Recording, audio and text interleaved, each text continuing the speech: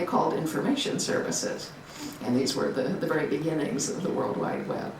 Well, one day I was writing a software review for Byte, and they had sent me a copy of a trial membership to CompuServe.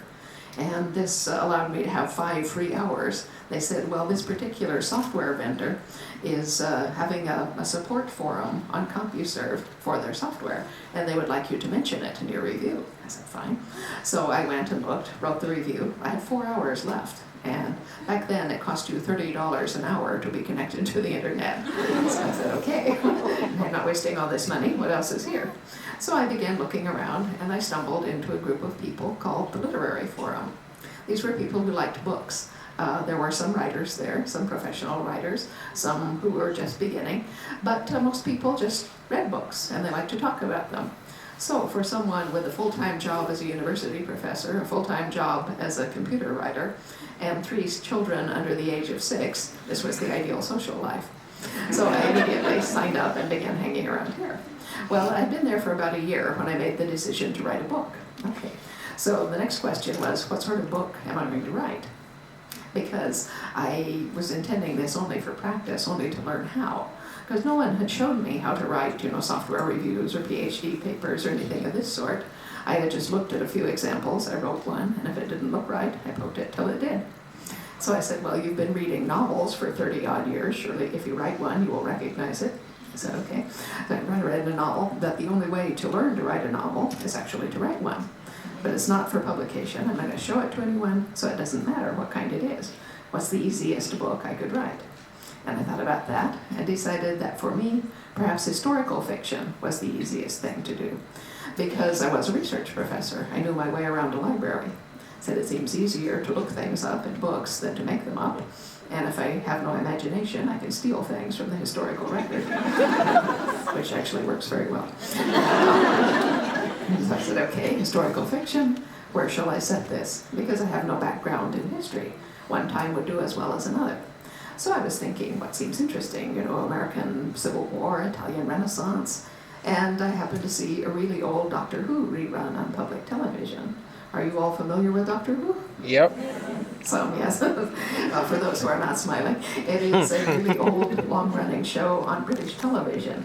It was done originally as a children's show, but is now much more adult. The Doctor of the title is a Time Lord from the planet Gallifrey who travels through space and time, having adventures. And along the way, he picks up companions from different periods of Earth's history. In this very old show, he had picked up a young Scotsman from 1745. This was a young man who appeared in his kilt. And I said, well, that's rather fetching. I found myself still thinking about this the next day in church, and I said to myself, it doesn't matter where you set this book, because, you have to look it all up anyway. So, why not Scotland, 18th century? So that's where I began, knowing nothing about Scotland or the 18th century, having no plot, no outline, and no characters. Nothing but the rather vague image conjured up by the notion of a man in a kilt, which is, as you will all admit, a very powerful and compelling image. A few years ago in Germany, I won the Corina Prize for Fiction, which was very exciting. And I got to come and accept it on Bavarian television, which was also exciting. No, it really was. I don't think I have quite enough time to tell you why. But while I was there, the publisher had me interviewed by everyone in the German press.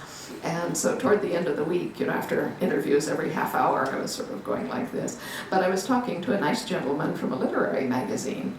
And he said, I've read all of your work. It's wonderful. Your characters, they're so three-dimensional. Oops. Was that on purpose? Well, okay. I thought perhaps you were going to sneak out.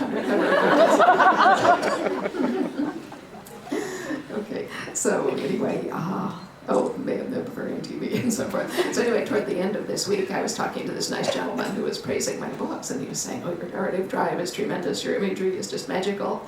And I'm going, yes, go on. Instead, he paused and said, there is just this one thing, I wonder, can you explain to me what is the appeal of a man in a kilt? Well, he was a German, and and a man. And I was very tired, or I might not have said it, but I looked at him for a minute and I said, well, I suppose it's the idea that you could be up against a wall with him in a minute. Quite honest. You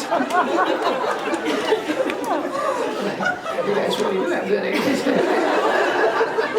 Much appreciated. Yeah. So as I say, very powerful and compelling. When I got home, I had a packet of interviews that the publisher had sent me, and I could see that the one from this gentleman was on top. I do read German, but very slowly. Anyway, the German publisher had put a note on top of this that said, I don't know what you told this man, but I think he is in love with you.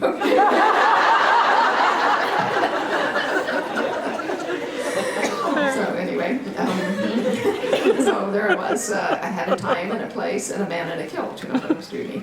But I went immediately to the library to begin doing research because I knew a lot of people who were writing historical fiction, and in fact all they were doing was reading, and they never ever got around to writing anything. I said, well, the point here is not to learn everything about Scotland in the 18th century. The point is to learn to write a book. So I will begin writing immediately. I will do the research. If I find in the research that I've written something wrong, I will change it. That's words on the page. This is not a problem. And so that's where I began. Now, as I say, I was not telling anyone what I was doing, including the people that I knew online, because I had seen what happened when someone came through saying, oh, I'm going to write a book about this or about that. And you could see the professional writers sort of rolling their eyes because often they would not write a word. And I said, well, I'm going to wait until I finish the book and then I'll see if I want to tell anyone about it. So I was writing along and doing research. Well, the main thing I knew about novels was that they should have conflict. So I was looking for conflict. Well, you don't do that in Scotland in the 18th century for very long without running into Bonnie Prince Charlie and the Jacobites. I said, okay, that looks like lots of conflict, that will be fine. So I said to myself, well, it looks like the Scots versus the English. I must have a lot of Scotsmen, of course, because of the kilt factor. But I think it would be a good idea if I had a female character to play off these guys. Then we will have sexual tension, that's conflict. And if I make her an English woman, we will have lots of conflict. So I said, all right. So the third day of writing, I introduced this English woman. I had no idea who she was, what she was doing in the story or anything. But I sent her into a cottage full of Scotsmen to see what she'd do. And they were all crouched around the hearth muttering to each other, and when she came in, they turned around and stared at her. And thinking, why? Does she look odd? What's going on? Anyway, one of them drew himself up, and he said, my name's Dougal Mackenzie, and who might you be? And without my stopping to think, I just typed, my name's Claire Elizabeth Beecham, and who the hell are you? And I said, well, you don't sound at all like an 18th century person. So I fought with her for several pages, trying to beat her into shape and make her talk like a historical person. She wasn't having any of this. She just kept making smart-ass modern remarks. And she also took over and started telling the story herself. I said, all right, I'm not going to fight with you all the way through this book. I said, no one will ever see this. It doesn't matter what strange thing I do. Go ahead and be modern. I'll figure out how you got there later. So it's all her fault that there was time travel in these books. Well, now I must return to the CompuServe forum for a little bit, because, as I say, I was not telling anyone what I was doing. But I had been working on this book for about 6 months, perhaps, when one night I was worked in the middle of the night, because that's how you work when you have small children. And I was having an argument back and forth with a gentleman about what it feels like to be pregnant. And he said, oh, I know what that's like. My wife's had 3 children. And I laughed. I said, yes, I've had 3 children. He said, well, can you tell me what it's like? I said, I can, yes, but it's rather complex. I don't think I can fit it in a small message slot. I said, I tell you what, I have this piece that I wrote a few months ago in which a young woman tells her husband what it's like to be pregnant. I'll put it in the library for you. And so I did, and everyone who had been following this argument went and read this piece. And they came rushing back and said, this is great, what is it? And I said, I don't know. And they said, well, where's the beginning? And I said, I haven't written that yet. And they said, well, put up some more of it. This is fascinating. And so, this is like heroin to a writer, to feel that people want to read what you have written. So I would put something up for them whenever I thought it was finished, And then people kept reading these pieces that I would put up every few months. And they got more and more interested, and they said, this is very cool, you should try and publish it. And I said, I don't even know what kind of book it is. But, eventually I will write a book that I want to publish. What should I do? Because I knew several of the professional writers by now. And they were all very kind about sharing their information and telling me stories and so forth.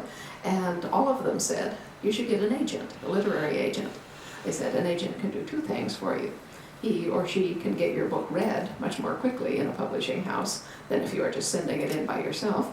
And if an editor does want to buy it, the agent can negotiate a much better contract than you could do by yourself.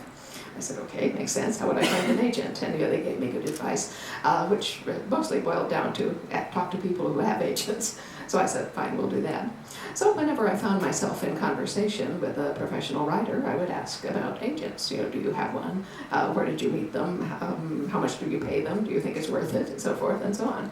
And I began to zero in on this one gentleman named Perry Knowlton, who I thought would be a good match for me.